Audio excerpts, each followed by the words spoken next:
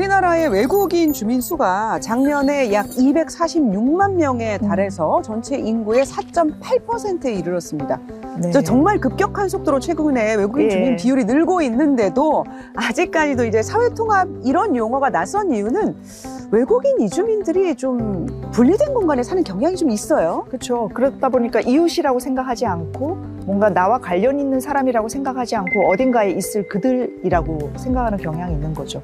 한국 정부도 불과 얼마 전까지는 이들을 통합의 대상으로 적극적으로 수용을 하기보다는 이게 분리를 했던 것 같아요. 그렇습니까? 네, 맞습니다. 그렇군요. 왜냐하면은 그 고용허가제 외국인 근로자가 제일 많았으니까 작업장에서 열심히 일하고 돈 벌어서 돌아가는 존재로 생각했기 때문에 사회통합 차원은 크게 생각 안 했던 것 같아요.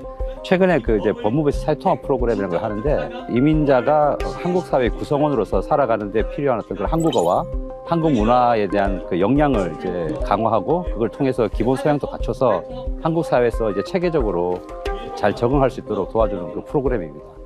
이게 무료로 지금 운영되고 있고요. 아, 무료예요? 예, 네. 무료로 운영되고 있습니다. 한 전국에 한 300개 기관 정도를 이제 법무부에서 지정을 해서 시행하고 있는데 근데 지금 246만 명 외국인 거주민 계시는데 사회통합 프로그램 400개도 안 된다고 하셨잖아요. 근데 제가 사실 사회통합 프로그램 취재를 갔었는데 그 E9으로 들어온 외국인 노동자들도 사회통합 프로그램을 굉장히 듣고 싶어 해요. 네. 왜냐하면 그거를 들으면 E7, 그러니까 장기 그쵸. 거주로 가는 그런 어떤 비자를 받는데 좀 유리하더라고요. 그래서 그거를 듣고 싶어 하는데 그게 거의 아이돌 티켓팅 수준으로. 맞습니다. 그거 이게 그러니까 거의 그 오픈하면 5분 안에 맞아요. 마감이 될 맞아요. 정도로 1분 안에 굉장히 끝납니다. 1분 안에. 그 프로그램이 적다고 하더라고요. 또 다른 문제가 그 신청이 시작하는 오픈이 평일 오전 9시예요. 아, 근데 시작해야 공장이 다 8시, 7시부터 일을 시작해버리거든요. 그러니까 이제 외국인 노동자가 사회통합 프로그램을 신청하려면 매니저한테 가가지고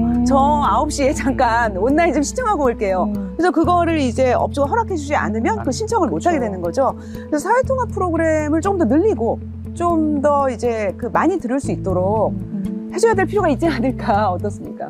그렇게 인기가 좋네요. 네, 인기가 이렇게 아주 온도 차이가 있네요. 네, 인기가 폭발이더라고요. 근데 저는 이제 사회통합 프로그램은 저희만 받아야 되냐.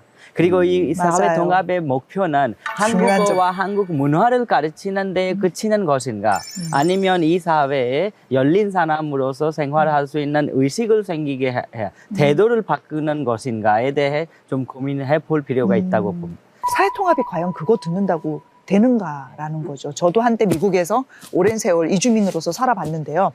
그 나라 역사 좀 알고 말 좀 안다고 해서 이게 사회통합 되지 않아요. 그들이 여기에서 구성원으로서 자긍심을 가지고 자신의 능력을 개발하면서 즐겁게 살 수 있는가, 행복권을 추구해서 살 수 있는가, 그들의 삶의 질은 어떨 것인가, 이거를 생각해 봐야 되는 거죠. 그래서 사회통합의 더 높은 단계는 사회문화적인 사회통합이 있다.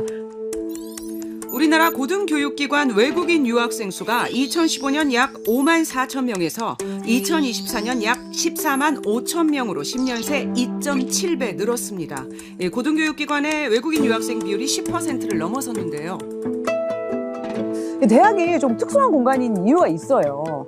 설사 유학생들하고 같이 생활하는 게 싫어도 한국 학생들이 졸업할 때까지 계속 강제로 이 대학이라는 공간에 있어야 되는 거죠. 그래서 유학생이 급증하면서 대학이 일종의 사회통합 실험실 같은 그런 상황이 된 건데 KBS가 한국리서치와 함께 4년제 대학생 500명을 대상으로 설문조사를 실시했습니다.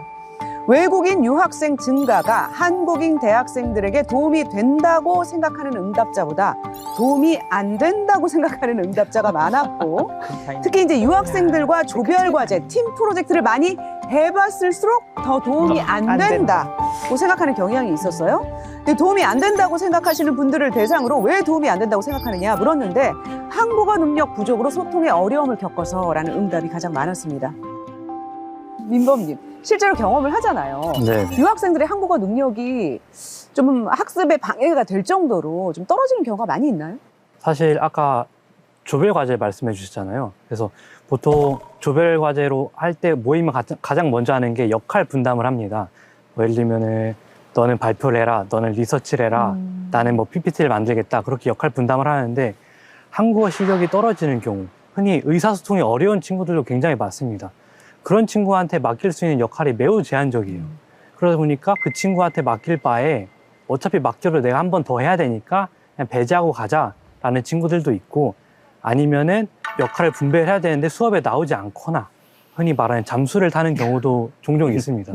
아니면 자기 모국어로 돼 있는 자료를 번역 없이 그냥 툭 던져주고, 아, 나 찾아왔다, 이걸로 맞아. 해라 하는 경우도 있고. 사회통합하고 한국어가 굉장히 연관성이 있는 게 사실은 언어가 굉장히 중요하잖아요. 그런데 한국어가 우리나라에서만, 한반도에서만 쓰는 언어라는 거죠. 그래서 뭐 유학생의 입장이나 외국인의 입장에서는 여기서 오래 살 게 아니면 굳이 배울 필요가 없는, 한반도를 떠나면 좀 쓸모가 없는 그런 언어라는 것도 좀 작용을 하는 것 같아요. 어떻습니까?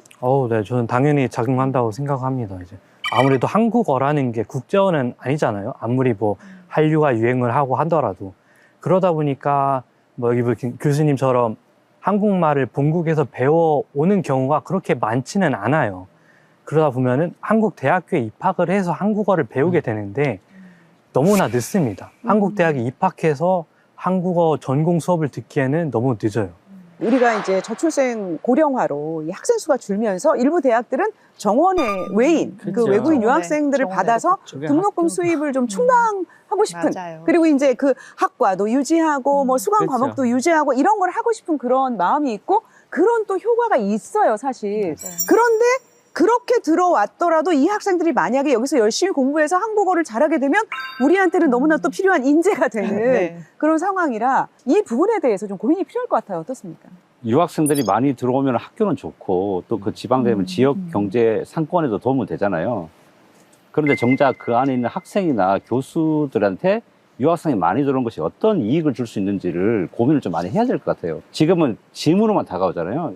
근데 조금 더 나아가서 보면은 정부에서 아무래도 저는 많은 역할을 못하고 있다고 생각을 해요.